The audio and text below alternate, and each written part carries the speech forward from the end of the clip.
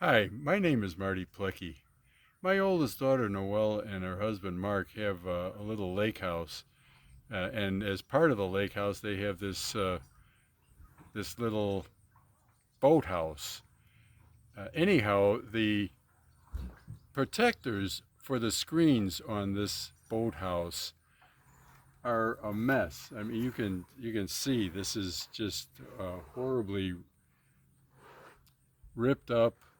It's a disaster. So I'm going to take on the challenge of replacing this by sewing a new set of protectors to keep the snow, wind, and rain out of this little boathouse.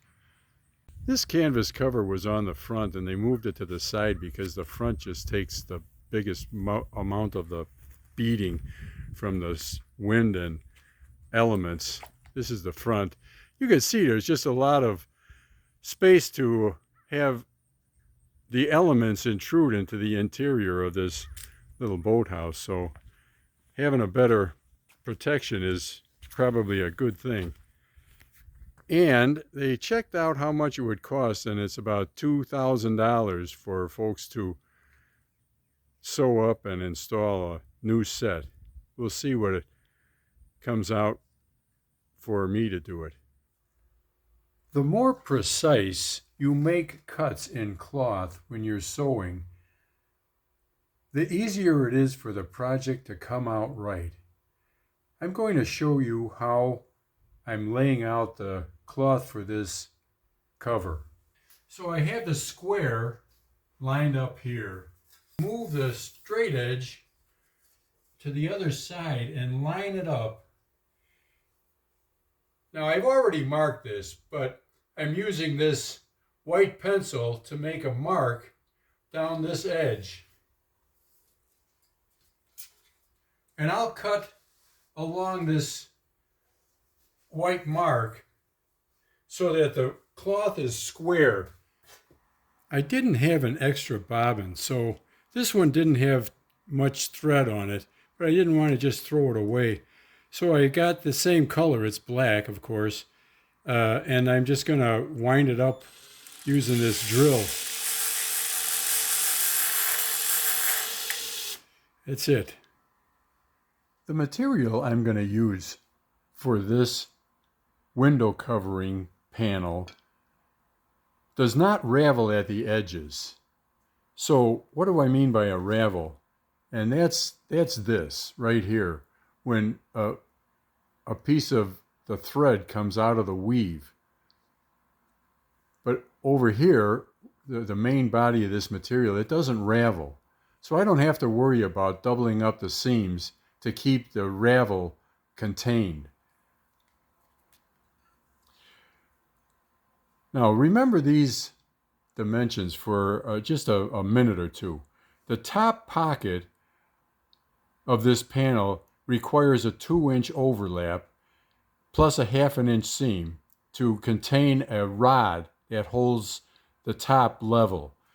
The side seams are 2 inches in width.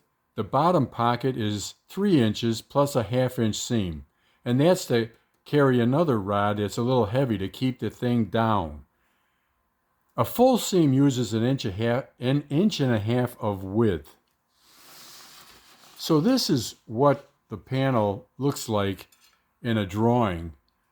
It's 148 inches wide, and each panel of the cloth is 59 inches wide.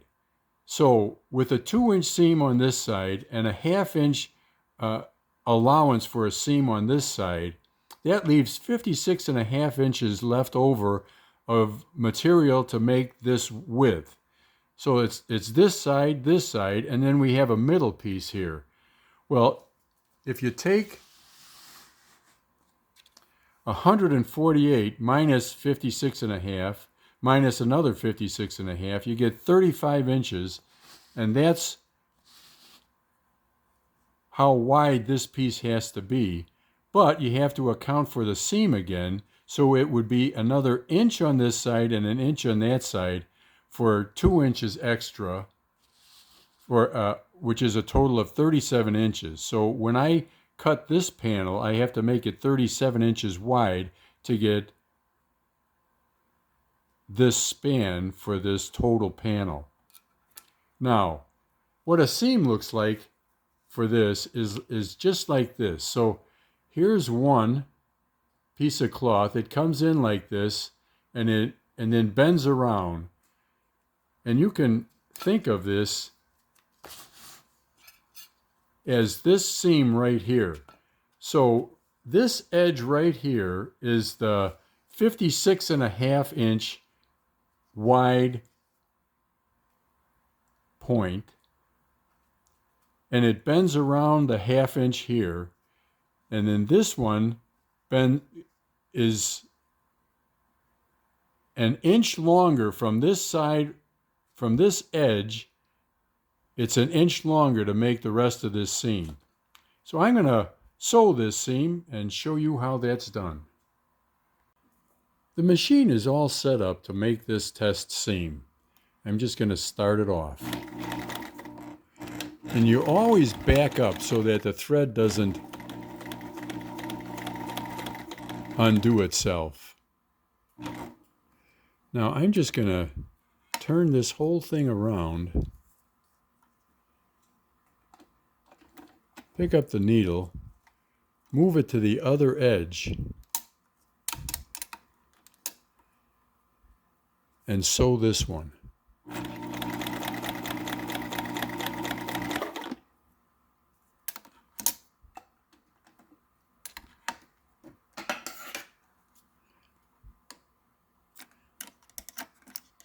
So the machine handles this heavy cloth just fine.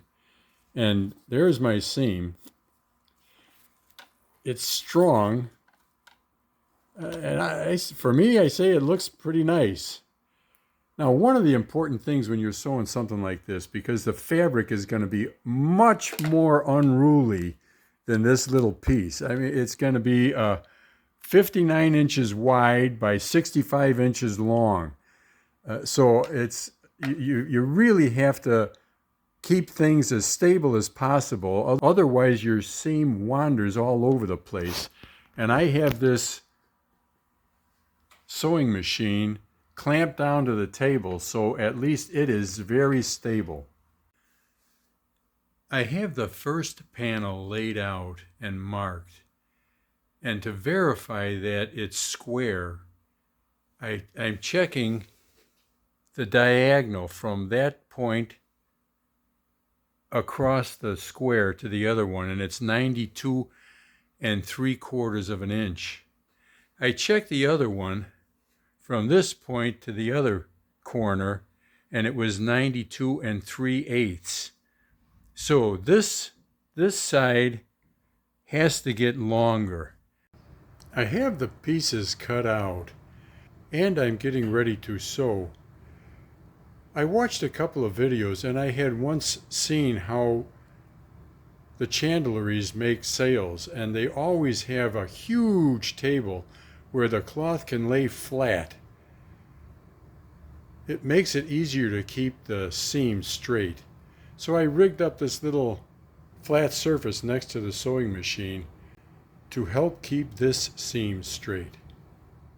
Well, one learns things while the job progresses, and instead of doing the diagonal measurements that I was doing before to be sure that I had a square, what I ended up doing was I measured the length that I needed on one edge, and then I folded the cloth in half to that mark. Then I measured the half distance. So this one, it was 87 inches long. So half of that is 43.5 inches. So I measured the 43.5 on this side. I measured the 43.5 on the other side and marked where I needed to cut. And the reason I think it works out better is because these edges are easier to line up to make the cut square, rather than trying to take the diagonal measurements and trying to do the whole seam at once was pretty daunting. It just moves around a lot unless you put some kind of adhesive in there to keep things in place. And I didn't want to do that. So what I did here is I'm going to try this. I marked a 1/2 inch here. I'm going to overlap this guy, sew this part, then fold it over and sew the whole thing.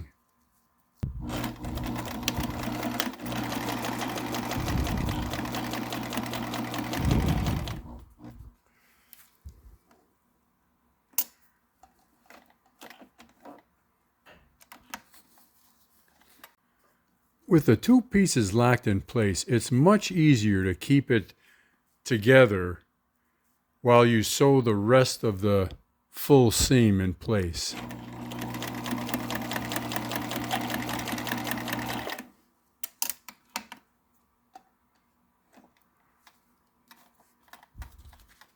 I'm just going to turn that guy around here and go the other way. Or I could turn it over so that I have a really good visual reference to where I want to sew rather than a blind reference.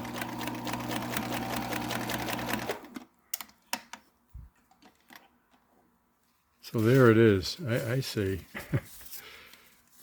that looks pretty dang good.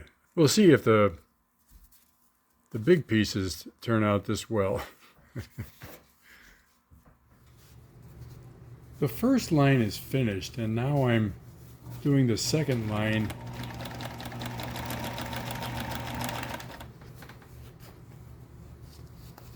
Then I can turn it over and do the last one.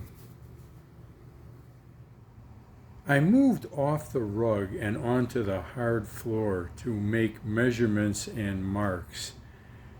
It seems to give a much more reliable mark because there's no cushion when the pencil makes the mark on the floor versus the carpet.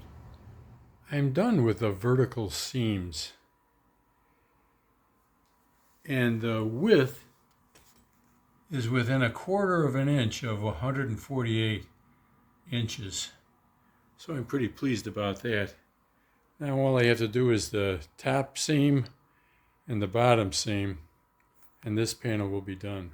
I didn't want to show too much of the sewing because it gets pretty repetitive. Nonetheless, there's a few things that are worth sharing. So this is what I'm sewing right now. And I leave the needle down so that it doesn't move while I'm repositioning the next things to sew. This right here is marked for the 1/2 inch fold under seam. So I fold that cloth right there and then put that mark right next to this mark, and that gives me a protected seam, because I was wrong when I started this video saying that this material doesn't ravel. It does ravel. And you have to protect the seam, otherwise you'll have shreds all over the place.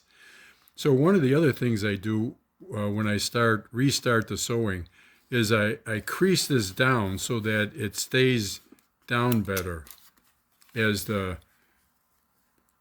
sewing continues.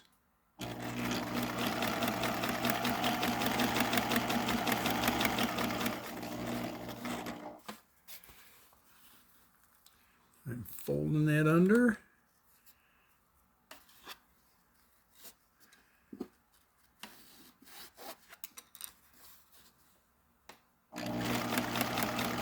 Now, with a different kind of machine and a different setup, this might go a whole lot faster. And that's what the professionals are for. But this was a project to do, something to do. And it needed to be done, so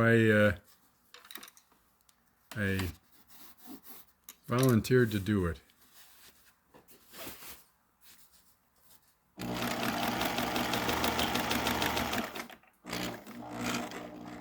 One of the other things that I did that makes things easier is I accordion fold the cloth so that I can keep feeding it without it getting too messed up.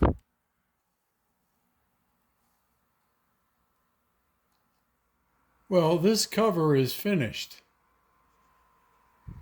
It's one of 3 panels. It's not perfect, but it's not bad either, like a lot of my projects. Well, I did okay on these window covers. The one over here to the right is already installed, and there's a paracord across the big expanses so that the wind doesn't get underneath the cover like a sail and blow it out and rip it. So this one here on the left, I've got it all rolled up, but I'll show you how that unrolls and covers the windows.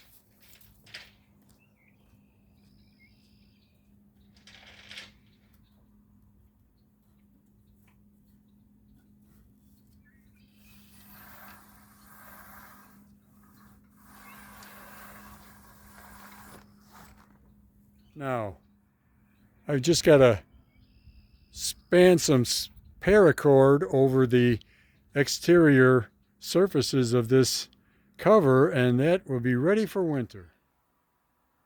If you found this video interesting, click the thumbs up like icon, the bell icon, and it would be great if you subscribe. It doesn't cost anything, and you get notified when I make a new video. I have other videos on this channel. If you're interested, just search Marty Plecki, P-L-E-C-K-I. Thanks for watching. Have a great day.